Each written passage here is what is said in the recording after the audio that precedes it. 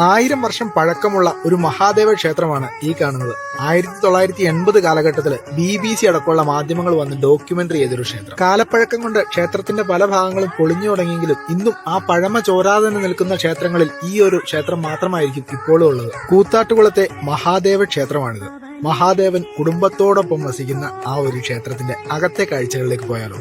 കയറുന്ന വഴി തന്നെ ബലിപ്പുരയുടെ മുകളിൽ രാമായണം കൊത്തിവെച്ചിരിക്കുന്ന പഴയ കൊത്തുപണികളും കാണാം. മധ്യ കേരളത്തിൽ തന്നെ മഹാദേവന്റെ ഏറ്റവും പ്രധാനപ്പെട്ട ക്ഷേത്രങ്ങളിൽ ഒന്നാണിത്. പരമശിവനും പാർവതിയും ഗണപതിയും സുബ്രഹ്മണ്യനും സമേതയുള്ള അപൂർവം സ്വയംഭൂ പ്രതിഷ്ഠയാണ് ഇവിടെയുള്ളത്. ഇതിനകത്ത് കയറിയപ്പോൾ തന്നെ ആ ഒരു അനുഭൂതി നിങ്ങളെ പറഞ്ഞറിയിക്കാൻ തന്നെ പാടുപെടുകയാണ്. കാരണം നിങ്ങൾ ഈ കാഴ്ചയിൽ കാണുന്ന ഓരോ ഫ്രെയിമും അത്രമാത്രം മനോഹരമുള്ളതാണെന്ന് ഞാൻ പറയാതെ തന്നെ നിങ്ങൾക്ക് കാണാൻ സാധിക്കുന്നുണ്ടല്ലോ. ഈ ക്ഷേത്രത്തിലെ പ്രധാന വഴിപാട് ഉമാമഹേശ്വര പൂജയും ജലധാരയും ഒക്കെയാണ്. നമ്മുടെ കേരളത്തിൽ തന്നെ ഇത്രയും സാംസ്കാരിക പ്രാധാന്യമുള്ളതും എന്നാൽ ഇത്രയും ജീർണിച്ച അവസ്ഥയിലുള്ള മറ്റൊരു ക്ഷേത്രം ഉണ്ടാകാൻ ഇടയില്ല എന്ന് തന്നെയാണ് തോന്നുന്നത്. ഒരുപക്ഷെ അക്കാലത്തെ ആ പഴമയുടെ കാഴ്ചകൾ തന്നെയാണ് ഇന്നും നമ്മുടെ കണ്ണിനെ കുളിർപ്പിക്കുന്ന ആ ഒരു മനോഹരമായ കാഴ്ച അല്ലെ.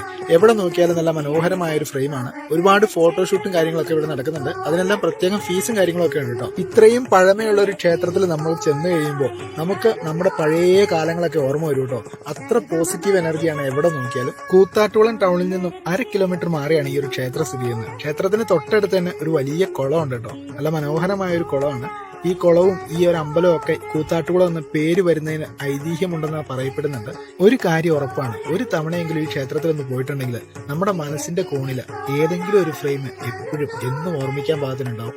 അത്ര മനോഹരമായ കാഴ്ചകളാണ് ഈ ക്ഷേത്രത്തിനും പരിസരത്തിനും ഒക്കെ പറയാനുള്ളത്.